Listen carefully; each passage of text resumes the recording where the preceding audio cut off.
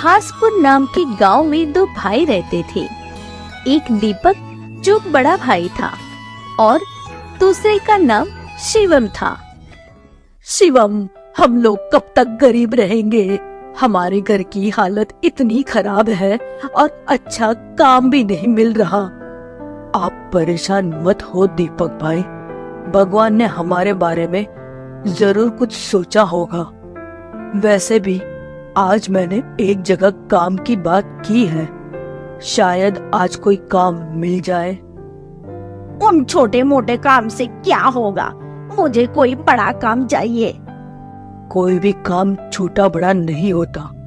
चलो मैं जाता हूँ काम की तलाश में। ये कहकर शिवम वहाँ से चला जाता है।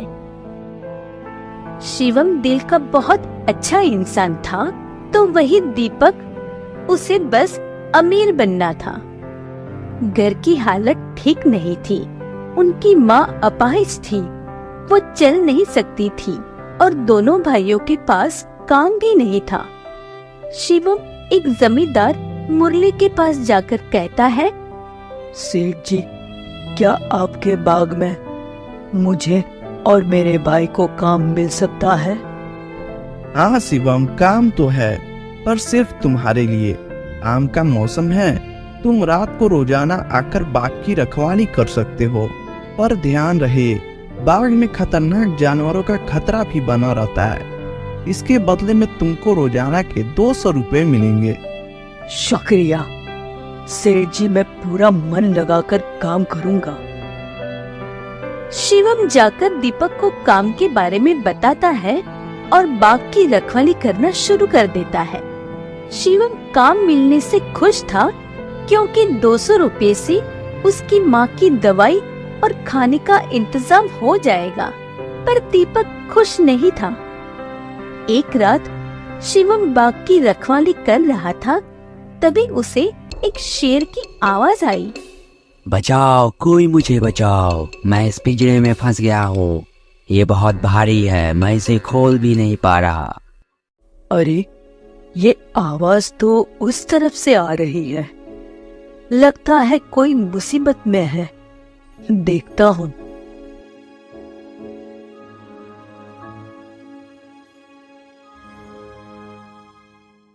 शिवम जैसे ही पहुंचा, देखा शेर पिंजरे में कैद था। वो बहुत जख्मी भी था। अरे, आप तो शेर हैं, फिर इस पिंजरे में कैसे कैद हुए? मैं कोई साधारण शेर नहीं हूँ, बल्कि वरदानी शेर हूँ, पर मुझे किसी ने यहाँ धोखे से बंद कर दिया। यदि तुम मुझे इस पिंजरे से निकालते हो तो मैं तुम्हारी 2 इच्छाएं पूरी करूँगा। पर पिंजरे से निकलकर तुमने मुझे खा लिया तो? नहीं दोस्त, मैं तुमको धोखा नहीं दूंगा, मेरी मदद करो। शिवम ने डरते डरते उस पिंजरे को खोल दिया और शेर बाहर आ गया। शिवम घबराया हुआ था। तुमने मेरी मदद की, इसके लिए शुक्रिया दोस्त। डरो नहीं, मैं तुमको नुकसान नहीं पहुंचाऊंगा। बताओ, क्या इच्छाएं हैं तुम्हारी? क्या तुम सच में मेरी इच्छाएं पूरी कर सकते हो? हाँ बिल्कुल, बोल कर तो देखो। मेरी पहली इच्छा है कि मेरी माँ चल नहीं पाती, वो अपने पैरों पर खड़ी हो जाए। और दूसरी इच्छा है, मुझे एक अच्छी और टिकाऊ नौकरी मिल जाए, जिससे मैं मेहनत करके अपने परिवार का ध्यान रख सकूं। शेर ने अपनी आंखें बंद कर दी। जाओ, घर जाकर देखो, तुम्हारी दोनों इच्छाएं पूरी हो गई। शिवम जैसे ही घर पहुंचा तो उसे अपनी आंखों पर यकीन नहीं आया। उसकी माँ अपने पैरों पर चल रही थी। उसे देख तुरंत उसके पिता बोले, बेटा, ये तो चमत्कार हो गया। अचानक से तुम्हारी माँ चलने लगी।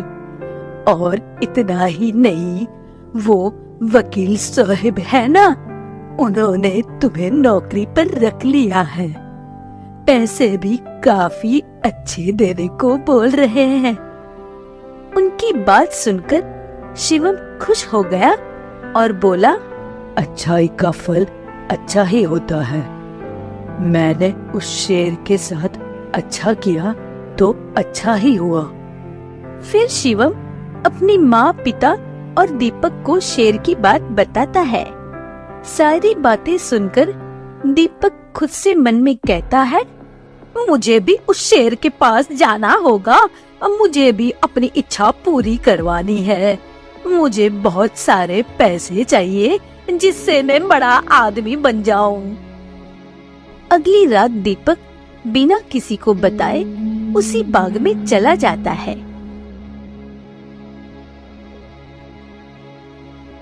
वो उस शेर की गुफा तक गया और उसके लिए एक लोहे का भारी जाल बिछा दिया और छुपकर शेर के इंतजार में बैठ गया। जैसे ही शेर बाहर आया, उस पिंजरे में फिर से कैद हो गया। कोई मेरी मदद करो, जो मेरी मदद करेगा मैं उसकी 2 इच्छाएं पूरी करूंगा। दीपक ये सुनकर जल्दी से शेर के पास आ जाता है। मैं तुम्हारी मदद करूंगा, क्या तुम मेरी भी इच्छा पूरी करोगे? हाँ करूंगा, बताओ क्या इच्छा है तुम्हारी?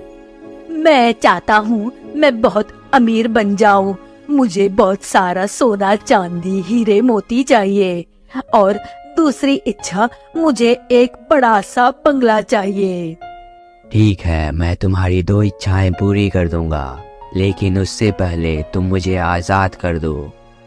दीपक शेर को आजाद करने के लिए वो पिंजरा खोलने लगता है। जैसे ही शेर बाहर आता है तो दीपक कहता है, मैंने तुम्हें आजाद कर दिया। चलो अब मेरी इच्छा पूरी करो जल्दी से। शेर ने उछलकर अपने पंजे दीपक पर मारे, जिससे दीपक जमीन पर जा गिरा। कुछ निशान दीपक के चेहरे पर बन गए, जिनसे खून निकलने लगा। दीपक बहुत घबरा जाता है। मैंने तो तुम्हें आजाद भी किया, फिर तुम क्यों मुझे मारना चाहते हो? इंसान जैसा करता है वैसा ही भरता है। तुम्हारे मन में लालच था, इसलिए तुम्हें इसकी यही सजा मिलेगी। दूसरी तरफ शिवम परेशान था कि सुबह होने को आई है, अभी तक दीपक घर क्यों नहीं आया। बेटा वो ये कहकर गया था कि वो बाग जा रहा है। हो सकता है कि वो बाग में घूमने के लिए चला गया हो। मैं वही ढूंढ लेता हूँ। इतना कहकर शिवम बाग की तरफ चल देता है। तभी उसकी नजर शेर और दीपक पर पड़ती है। वो जल्दी से उनके पास जाकर शेर से बोलता है, तुम क्यों मेरे भाई को मारना चाहते हो? कृपया करके इसको छोड़ दो। नहीं दोस्त, इसको नहीं छोड़ सकता। इसने मेरे साथ बहुत गलत किया है। पर मेरे भाई ने किया क्या है? तभी दीपक शेर से कहता है, मेरे भाई शिवम ने तुम्हारी जान बचाई तो तुमने उसकी 2 इच्छाएं पूरी की, और मैंने तुम्हारी जान बचाई तो मेरी जान लेना चाहते हो। ऐसा क्यों? क्योंकि तुम्हारा भाई एक सच्चा, मेहनती और दिल का साफ इंसान है। वो भी तुम्हारी तरह मुझसे हीरे मोती मांग सकता था, पर उसने मुझसे अपने माता पिता की जिंदगी और एक मेहनत की नौकरी मांगी। इससे पता चलता है वो एक मेहनती और अच्छा इंसान है। शेर की बात सुनकर शिवम और दीपक दोनों सोच में पड़ जाते हैं। तभी शेर कहता है, तुम यही जानना चाहते हो ना, मैंने तुम्हारी इच्छा पूरी क्यों नहीं की? तो सुनो, तुम्हारे भाई ने मुझे कैद से आजाद किया, इसलिए मैंने उसकी इच्छा पूरी की। और दीपक, तुमने पहले मुझे कैद किया, फिर आजाद करने का नाटक, इसलिए जो जैसा बोएगा वो वैसा काटेगा। इतना कहकर शेर दीपक पर हमला करने लगता है। तभी दीपक हाथ जोड़कर कहता है, मुझे माफ कर दीजिए। मेरे भाई शिवम ने मुझे हमेशा से बात समझाई, पर मुझे आज समझ आई, जो जैसा करता है ऐसा ही भरता है। मुझे माफ कर दीजिए। मैं आज के बाद कोई लालच नहीं करूँगा, मेहनत से काम करूँगा।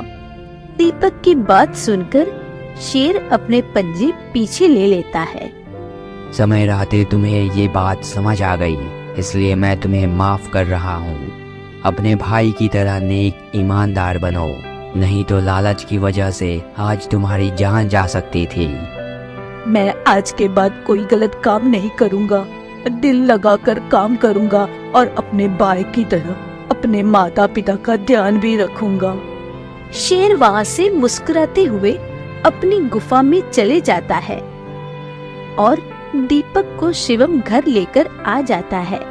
तो इस कहानी से हमें यही सीख मिलती है कि लालच से जिंदगी में कुछ हासिल नहीं होता है। जो जैसा करता है वो वैसा ही भरता है। तो मेहनत करो और जिंदगी में शिवम की तरह ही आगे बढ़ते रहो।